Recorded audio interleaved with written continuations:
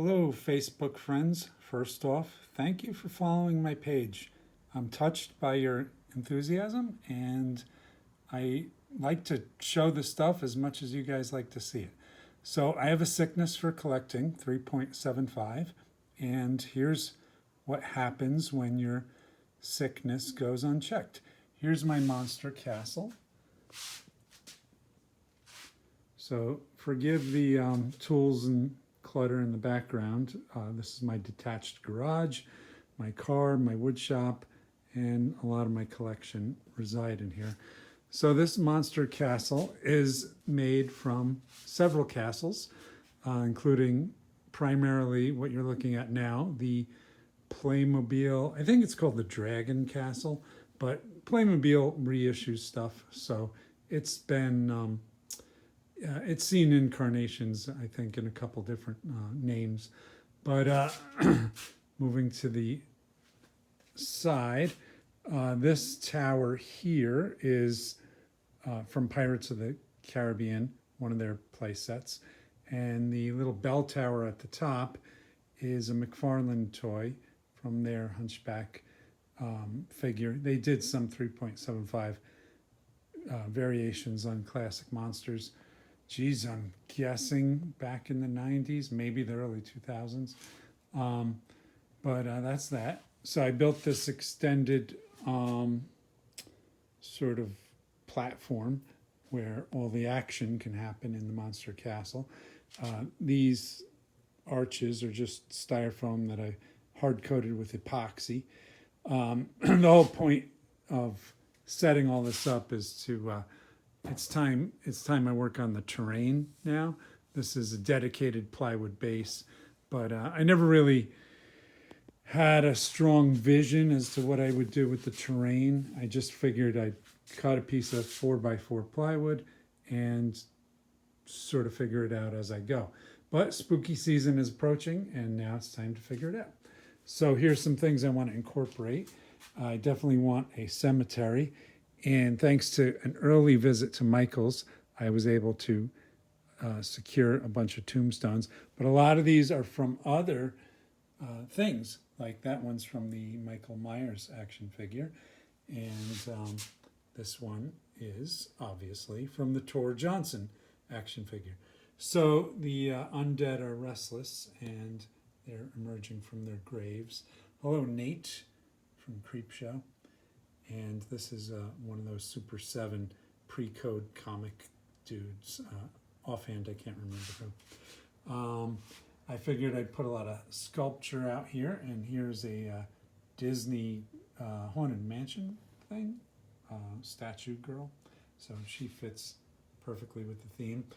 This little secret door is another McFarlane their take on the classic monsters. This came in the Dracula figure, and I figured I would I'll do something to modify the castle. I'm going to incorporate this door into the castle right there. So that'll be either nested up tightly, or I'll just build a tunnel. And I have plans for it to go underground to a crypt. So we'll see how that goes. Maybe it'll take me another 4 years to get to that point. So this side is the Narnia. I think it's the Telemarine Castle, if I'm saying that correctly. It's pretty cool. But what I did was I stripped everything down and I primed it, just gray primer and sort of red oxide primer. So eventually I'll wood grain all the wood effects. And the other reason why I have the castle set up is so I can finally get around to doing a good paint treatment on all the block and the stone and stuff like that. So moving around, this is a die cast 1/18 scale hearse, and it comes with a cool little coffin and rolling gantry, which I've sort of set up with Laura Palmer's corpse right there. And once again, all this plywood will either be sort of mild hills, scrubby terrain. And as I set things up, I realize, like, I have to space things out. There will be enough of a drive-through path here so the hearse can come and unload. things, because underneath you can't really see it.